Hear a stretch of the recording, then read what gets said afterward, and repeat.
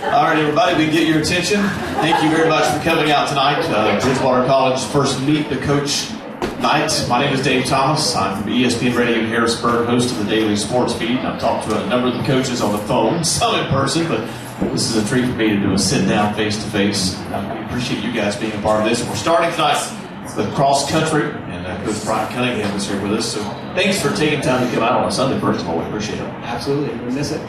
Let's talk about you a little bit. You came here earlier this year. Give us a little rundown of your resume, sort of the places you've been, and some of the things you might have done. It's a long and storied career, Nick. I ran at College of William & Mary. Ran professionally after that for a couple different shoe companies, and then managed to work my way back into collegiate coaching at my alma mater, College of William & Mary. Had a lot of success there. Moved on down to the University of Texas Pan American in deep South Texas. From there, went off to, where'd I go? Back to Northern Virginia, to Boston, back to Virginia, and then I was at Wellesley, I was at Simmons College, I was at Marymount most recently, and then got to Cunningham. Now, one of the challenges you might have of working with runners in different parts of the country, deep South Texas, obviously the heat's going to be a bigger deal. Northern part of the country may be a little different. Are there different challenges for different runners that you have to sort of learn and combat with?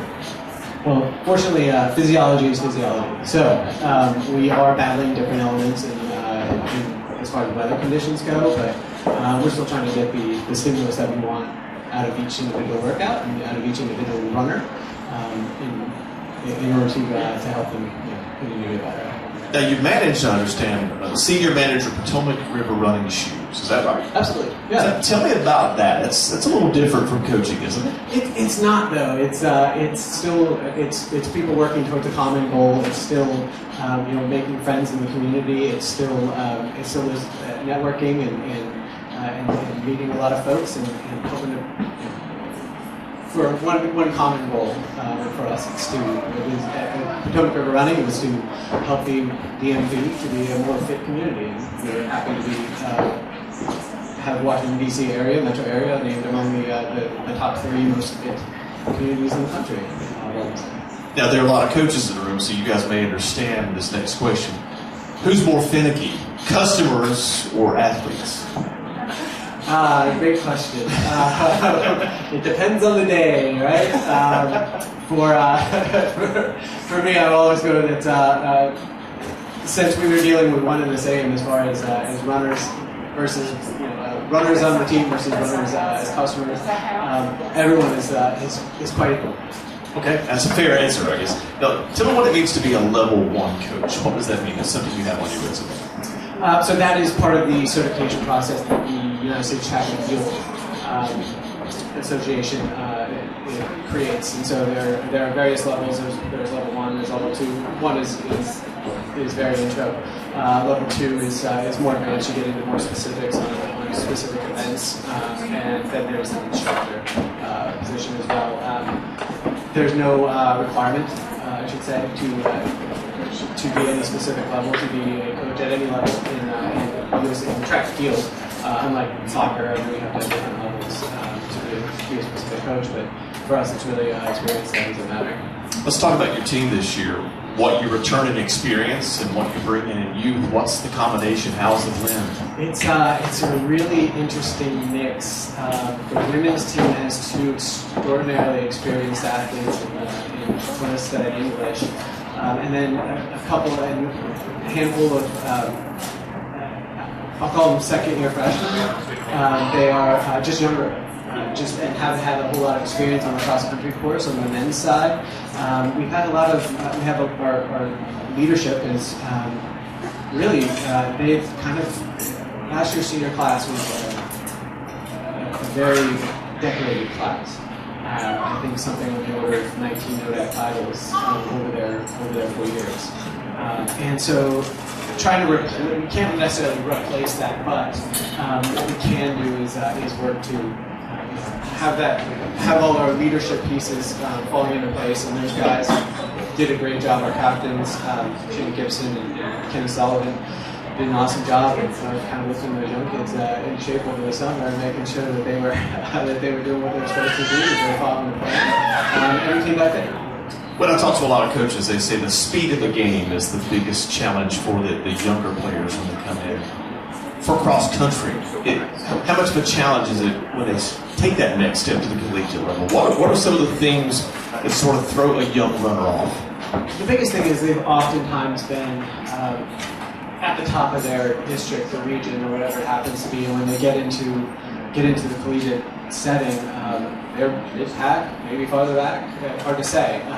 They kind of start seeing it, and it starts kind of dawning on them how much different it is, and volume is completely different. Obviously, you have the other factors of, especially as a freshman, living on your own possibly for the first time, doing your own laundry, making sure you're feeding yourself, making sure you're getting to class, making sure that you're taking care of all the little detail pieces that maybe they took for granted while being at home, and now they have to do them all themselves. And so there's just that. There's a lot of additional stresses, especially on those young folks that they have to go into. What do you like about this year's team as far as the blend and the mix and getting everyone going in the right direction at the right time? I love the heart. I love the grit. They really do want to work hard. They want to get better. But what I really like is just coming to practice is fun. There have been teams in the past where it's just not always that fun. These guys and ladies are just a really good mix. They're truly a family, and that's so exciting. And as far as everyone's working on the same page, pulling on the same rope, whatever cliche you want to pull about, whatever cliche you like to use, with a goal, with their goals. And it's fun to come to practice. It's been a really good time. This next question may be for anybody else but me. Recruiting runners. Obviously, when you have other sports that are confined to a court or a field, you've got guys that are running a course. So recruiting, how challenging is that when you don't always see them? Are you recruiting more of stats than anything else? We end up kind of a healthy combination of both. We like to see as many coaches as we can, especially if we're dealing only with a cross-country runner, which is a rarity. Distance runners run cross-country, they race indoor, they race outdoor track again as well. So they're truly freezes down. They're always in season anytime you see them. So for us, we can kind of cheat a little bit with the black and white from the results of the track meet, which is automated timing. We know that there's not a discrepancy in the course length, and the courses don't change. The track is 400 meters around, and we know what those mean. Cross country, we tend to look more at where they finish their race. So there might be a startingly fast time that we're looking at, but if they finish 110, there were a lot of people that were ahead of them that day. So we want to look at really how they compete, how they're competing in the district or regional or state meet. When it gets to kind of truly go time. Two more questions. What is your recruiting base? Truly the Mid-Atlantic, DMV, and I love kids from definitely from this area. There's a ton of places to run. They get it. We have a lot of good coaches around here that have really done an excellent job of prepping their kids to be able to take steps at the next level. Haven't necessarily earned them out per se. And so that's exciting. We have a lot of great high school coaches in the area it's been fun meeting a lot of them and getting to kind of hang out at cross-country meets with them and just talking training. That's what we do. And lastly, what's coming up for you? What's ahead in the next few weeks? Next is we just got back from Roanoke, and we are off to Shenandoah next, not this week, but next weekend. Of course, there's a big old mountain in it. Thank you for taking time, cross country coach Brian Cunningham.